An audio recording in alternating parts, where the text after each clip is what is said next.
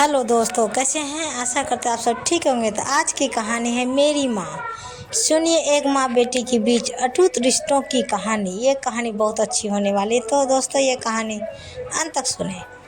माँ बेटी के बीच जुड़े प्यार के तार वही समझ सकता है जिसने खुद उसे महसूस किया हो। कविता अपने हर सांस आज माँ के साथ जी लेना चाहती थी, लेकिन वक्त कहाँ था। कविता, जल्दी आजा, माँ की हालत बहुत ख़राब है। वे बोल भी नहीं पा रही है, बस चारों ओर बेचैनी सी तुझे ढूंढ रही है। जैसे ही कविता के भाई विनम्र ने कविता को फ़ोन पर बताया, उसके हाथों से फ़ोन गिर गया। उधर भाई फ़ोन पर हेलो हेलो बोले जा रहा था, पर कविता को तो कुछ होश नहीं। वह लगभग गिरने ही वाली थी कि बड़ी मुश्किल से दीवार के सहारे खुद को संभाल धम से सोफे पे बैठ गए।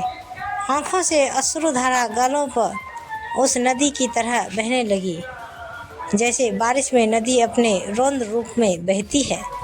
मन तो उसका कब का माँ के पास पहुँच चुका था, परंतु तन से तो अब भी वह भी यहीं थी। माँ से दूर वह बेचैन हो रही थी कि कैसे फटाफट माँ के पास जाऊं, एक बार उन्हें अपने गले से लगा लूं, अपनी आँखों में भर लूं। कविता, क्या हुआ? सामान पैक करो, हमें तुरंत निकलना होगा। कविता के पति अशोक हड़बड़ी में कमरे में प्रवेश करते हुए बोले। पर कविता, यहाँ तो तब ना जब अशोक ने उसे झिंझोरा तो वह वर्तमान में आई और अशोक के गले लगकर रो पड़ी। अशोक, माँ, मुझे माँ के पास ले चलो। हाँ कविता, चिंता मत करो, तुम खुद को संभालो, हम चल रहे हैं। हिम्मत रखो, सफ़र बहुत लंबा है। और अशोक ने बड़ी मुश्किल से कविता व खुद को कपड़े बैग में रखे। नीचे गाड़ी खड़ी थी। अशोक और कविता गाड़ी में आकर बैठ गए। 14-15 घंटे का सफ़र है, कैसे कटेगा यह सफ़र? कहीं सफ़र के ख़त्म होने से पहले ही माँ कविता के मन में बुरे ख्याल आने लगे। नहीं माँ, प्लीज़, तुम मुझे छोड़कर नहीं जा सकती। आप तो हमेशा से धैर्य की मूर्ति रही हैं।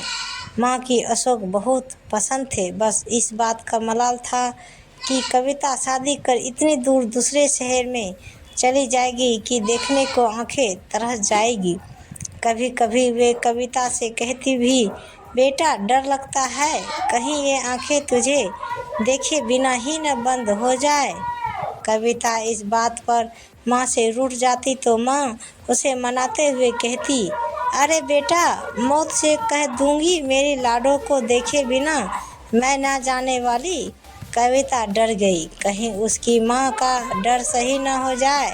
वह घबराकर मन ही मन बोली, माँ, आप तो हमेशा अपना वादा निभाती थी, बस आज भी निभा देना।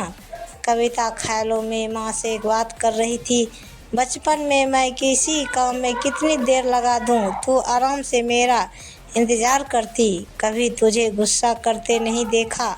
आज भी याद है मुझे जब तुम मुझे रोटी बनाना सिखा रही थी। कभी मैं आरी बनाती, कभी तिरछी और कभी कभी तो भारत का नक्शा, पर तूने कभी भी अपना धैर्य नहीं खोया।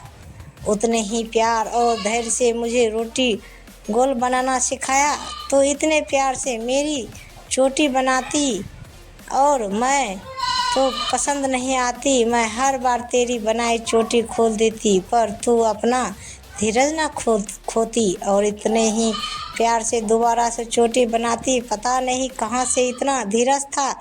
मैं तो छोटी छोटी बातों में बच्चों पर चिल्ला उठती जाती हूँ। माँ, तू तो बहुत धीरज वाली है, जीवन के हर मोड़ पर हर पल मेरा साथ दिया, मेरा इंतज़ार किया, फिर आज भी तुझे धैर्य रखना पड़ेगा। माँ, मैं आ रही हूँ। नहीं, तू ऐसे नहीं जा सकती। नहीं माँ, नहीं। ख्यालों में गुम कविता के मुँह से निकला तो अशोक ने कविता से पूछा, क्या हुआ, क्या बोल रही हो? कविता ख्यालों से बाहर आई। अशोक ने उसके आंसू पोंछ उसे पानी पिलाया। तभी उसके मोबाइल पर भाई का फ़ोन आया। कविता का दिल बहुत घबरा रहा था। क्यों आया फ़ोन? कहीं कुछ नहीं? कहीं नहीं नहीं। अरे कविता, फ़ोन उठाओ ना, अशोक ने कहा तो कविता ने कतराते हुए नज़रों से अशोक को देखा। अशोक उसकी मनोदशा समझ गया। अशोक ने फ़ोन उठाया। उधर से भाई की आवाज़ आई, क्या हुआ जिया जी, निकल गए आप लोग? हाँ विनम्र, हम निकल गए। माँ कैसी है? वैसी है, बस कविता का इंतज़ार कर रही है। फ़ोन स्पीकर पर था। यह सुनते ही कविता बोली, भैया मैं आ रही हूँ। तब तक माँ को कहते हुए कविता की आवाज़ रुंध गई। उससे आगे बोला ना गया और वह अशोक के सीने में मुंह छिपाकर रोने लगी। जिस गति से गाड़ी भाग रही थी, कविता का दिमाग उससे तीव्र गति से अपनी माँ की यादों में भाग रहा था। जब से पापा इस दुनिया से गए तब से कविता और उसकी माँ की सहेली बन गई। 16 साल की थी तो थी कविता जब उसके पापा नहीं रहे। तब से माँ को अकेले लड़ते देखा है। उनका अकेलापन, तन्हाई, उदासी कविता ने महसूस की है। भले वह बोले ना, पर कविता से उनकी आंखों की उदासी छिप नहीं पाई। याद है उसे अशोक से उसकी शादी भी आसान ना थी। जब उसने घर पर बताया कि वह अशोक से शादी करना चाहती है तो सब ने उसका विरोध किया। भाई भाभी, नाते रिश्तेदार, सब कारण। एक तो अशोक दूसरी जाति का था, फिर उस वक्त उसकी आर्थिक हालत भी ज़्यादा अच्छी नहीं थी।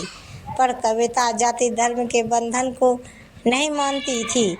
वह यह जानती थी कि अशोक बहुत मेहनती और अपनी धुन का पक्का है और एक दिन वह खुद को साबित करके रहेगा। पर जब कोई उसकी बात नहीं मान रहा तो वह माँ ही थी तो जिन्हें न सिर्फ अपनी बेटी पर बल्कि अशोक पर भी भरोसा था।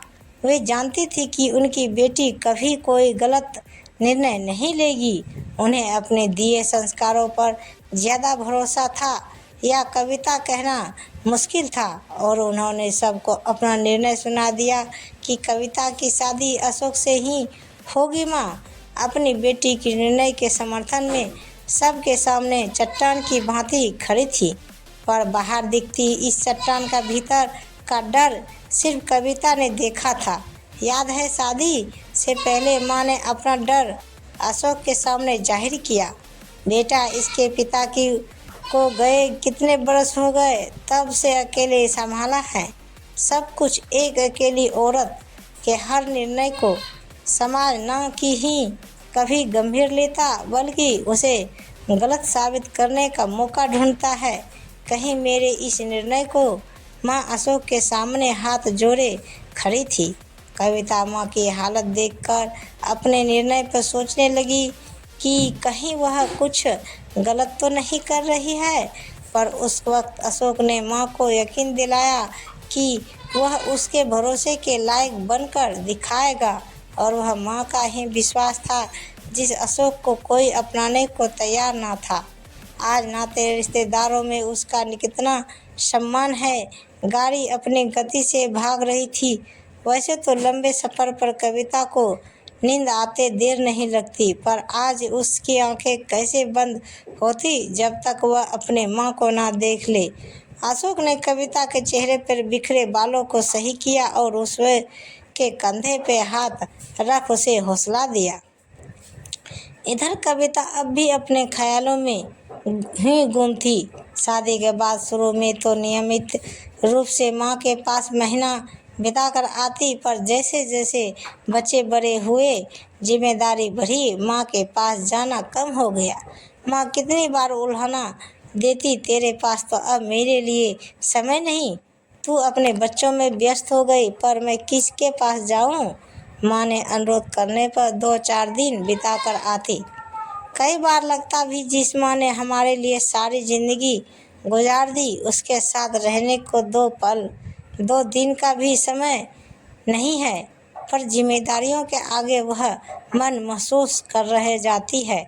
आज उसको लग रहा था, काश माँ कुछ दिन और तो मैं उनको छोड़ूंगी नहीं, जो उनकी सारी शिकायत दूर कर दूंगी। सही है, हमारे पास जब वो चीज़ होती है तब उसकी कदर नहीं होती, और उसके ना होने पर ही उसकी कमी महसूस होती है, और फिर बस रह जाते हैं, काश बहुत सारे काश, आखिर गाड़ी कविता की माँ के घर के सामने रुक गई।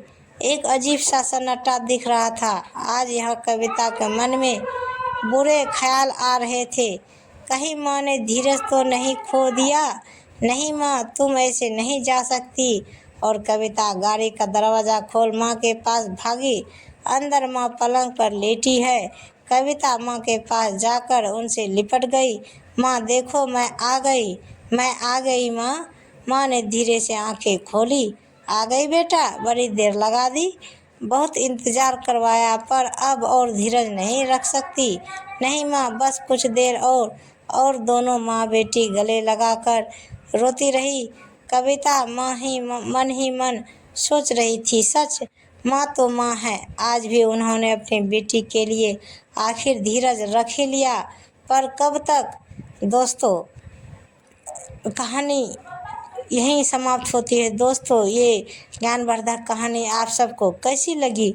नीचे कमेंट बॉक्स में हमें ज़रूर बताइएगा। कहानी को पूरा सुनने के लिए शुक्रिया। तो प्रेम से बोलिए जय माता दी, हर हर महादेव। तो दोस्तों, ऐसे ही वीडियो देखने के लिए हमारे चैनल को सब्सक्राइब करें और वीडियो को लाइक ज़रूर करें। धन्यवाद। तो दोस्तों, मिलते हैं अगले वीडियो के साथ। तब तक बाय बाय दोस्त।